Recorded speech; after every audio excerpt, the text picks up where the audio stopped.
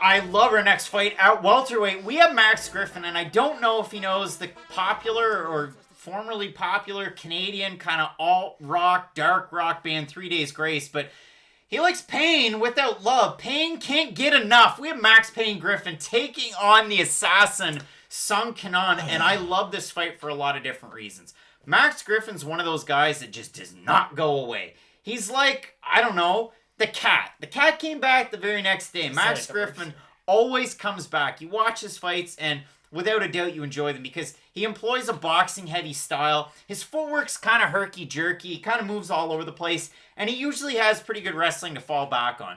He's maybe not your typical fighter at a Team Alpha Male, but he has trained there quite a bit in the past. I threw it up on the graphic. You might see different gyms out there. MMA Gold Fight Team's another one that he's represented as well. But for Max Griffin, pretty decent boxing, pretty good pressure, and listen, he could get knocked down, he could get the cobwebs rocked out of him, he could do the same. The fight's still gonna go on. It's very hard to put away Max Griffin. His opponent, Sung Kenan, has fought some of the best fighters this world has to offer. He's fought Israel Adesanya. He fought Brad Riddell. Hell, he lost 2 fights in a row and the UFC went, fuck it, we're signing him. And they brought him in and he's wrecked house. And if you look at his record, 4-1 so far in the UFC, fights Bobby Nash in his debut, and you go, well, Bobby Nash is terrible. Well, you go, well, Sung Kenan's got bad wrestling. Bobby Nash's got a good wrestling pedigree. No chin. And Sung Kenan knocks him out in 15 seconds. Then he knocks out Hector Aldana. Well, he's 4-3 now. He also couldn't take a punch. All right, simmer down. Loses to Alex Morono. Hey, sometimes both guys are going to lose to Alex Morono. Then he fights Derek Krantz, beats him, and he knocks out Callum Potter and earns a performance bonus. Now, Matt's laughing. You've never seen 3 more underwhelming TKO victims. But for Sung Kenan, decent level of competition. Oh, yeah. And he's beaten who they put in front of him in the UFC, unless you're the great white Alex Morono. So, you have 2 guys that are kind of at different points in their career. For Max Griffin, 35 coming into this one, you have to think he needs a win. 2-3 in his last 5. But again, decent level of competition. Thiago Alves used a split decision. Alex Morono, a decision where he got rocked. And a split against Alex Oliveira. The wins, Zlim Amadiev never should have been in the UFC.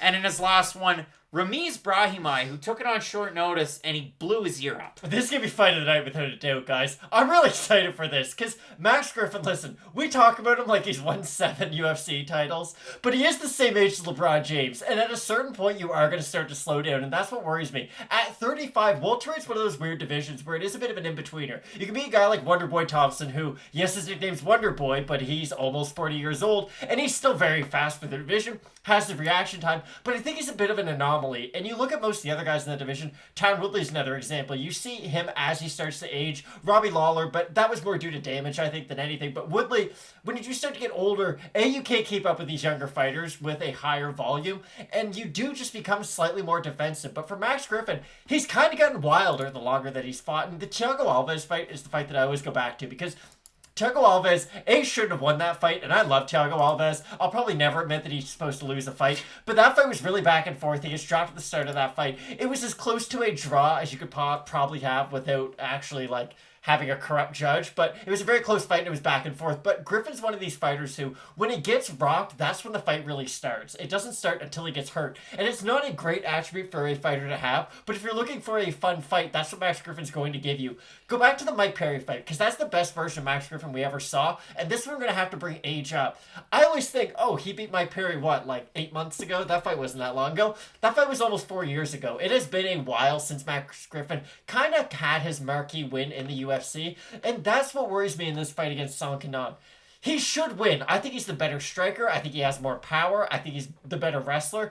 But I do worry, with his age and the fact that he does get clipped a lot in his fights, could Sung Kenan be the guy to clip him clean on the chin and he finally goes down and doesn't get back up and do that kind of zombie Max Griffin where he goes, I'm just a boxer, then I get hurt, now I'm just a wrestler. It's really fun. If you're looking for a good fight, Max Griffin's going to be involved in one. It's just at a certain point, that style is going to come back to bite you. I think he can go out there and completely out-wrestle Sung Kenan if that's the style he decides to go with.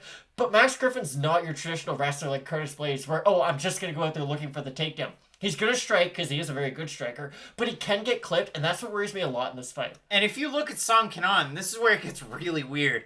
So he loses a fight against Alex Morono. Nobody took anybody down. his wins, he didn't get taken down by Bobby Nash, got taken down twice by Hector Aldana, got taken down 3 times against Derek Krantz, got taken down once by Callum Potter and finished him.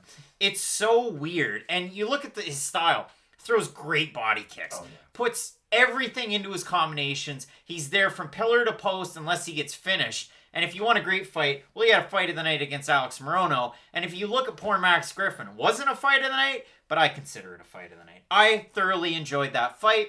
Both guys beat the brain cells out of each other's heads. So, when I look at the odds for this one, Matt, I was a little surprised. Max Griffin opened up minus 127, respectable. The line dropped. He's minus 182 favorite right now. For Song Kenan, open, again, respectable, plus 106, now to plus 149. All the money's coming in on Max Griffin. If you look at the Tapology votes, just for fun, 839 of them right now. 67% Song Kenan, 59% by decision.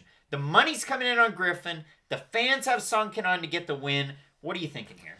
I don't really know, to be honest, because I do think that the boxing version of Max Griffin, gets clipped and knocked out, but the wrestling version wins this fight probably 30-26, and that's what's so appealing about this fight, I guess, because it can go one of those two ways.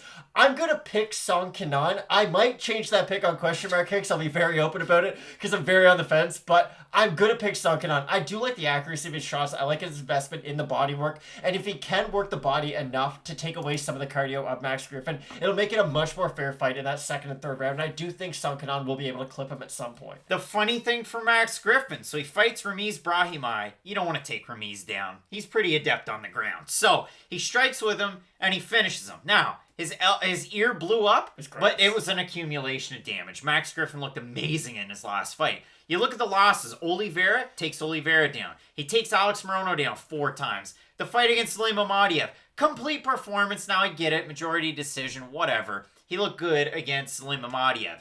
Salim wasn't meant for the UFC. And so on and so forth. He should have beaten Max Griffin, he should have beaten Thiago Alves. Should have beat CB Doll. The fight against Curtis Millender was what it was, but you get the same Griffin pretty well every time. You got to wake him up with the shots. I think he has a dance partner where that's going to happen, and for those reasons, I'm going with Max Griffin in this one. So we're split on the pick. I'm going with the United States of America's Max Griffin. You're going with China's Song Kenan.